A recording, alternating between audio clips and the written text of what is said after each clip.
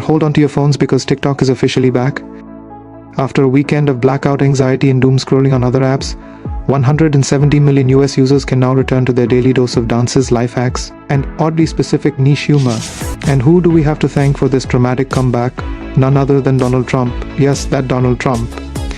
During a rally in Washington, he declared, "TikTok is back," like he was announcing the return of a blockbuster movie.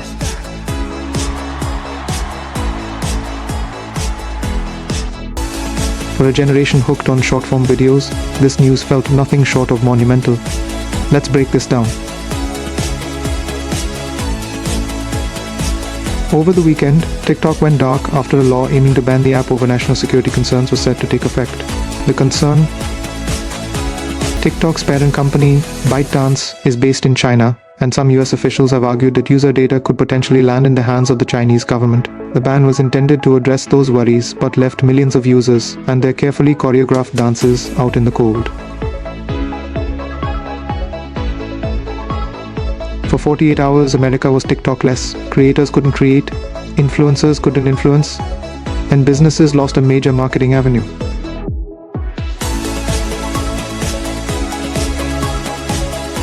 It felt like a national crisis, at least for TikTok's loyal fan base. And then, just when it seemed like the story would end there, Donald Trump stepped in with what can only be described as a political plot twist. The president-elect assured service providers they wouldn't face penalties for keeping TikTok accessible.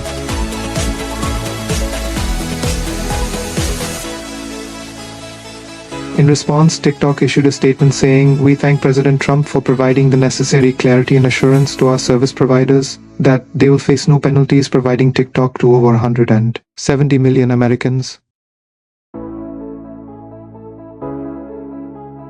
It was an unexpected turn of events, considering Trump's long-standing criticism of the platform.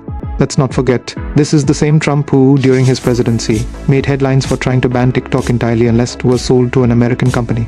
There was even a moment when Microsoft considered buying it. Now the same man is saving the app and even suggesting the US take a 50% stake in a joint venture with ByteDance. It's the kind of irony you can't make up. So, what changed?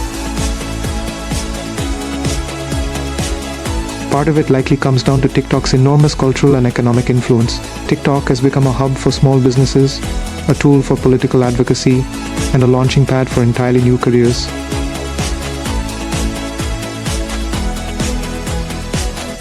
Shutting it down could have had ripple effects across industries, affecting millions who rely on the app not just for entertainment but for their livelihoods. Trump, ever the showman, probably saw an opportunity to step in and be the savior of this cultural phenomenon. There's no denying the app's impact. TikTok has redefined how we communicate, shop, and consume content. It's no longer just an app, it's part of the cultural zeitgeist. From teenagers to corporate giants, everyone is on TikTok. It's a platform that politicians, even those as outspoken as Trump, can no longer ignore. When Trump announced TikTok is back, it might have sounded theatrical, but for millions of Americans it felt like relief. Imagine if Instagram, YouTube, or Spotify suddenly disappeared overnight. That brief TikTok outage gave us all a glimpse of what that chaos could look like, and it wasn't pretty. So, what's next? Will the US actually take a stake in ByteDance? Will national security concerns resurface? The TikTok saga is far from over, but for now, creators are creating, businesses are thriving, and millions of Americans can return to scrolling, posting, and laughing at 15-second videos of pets and pranks.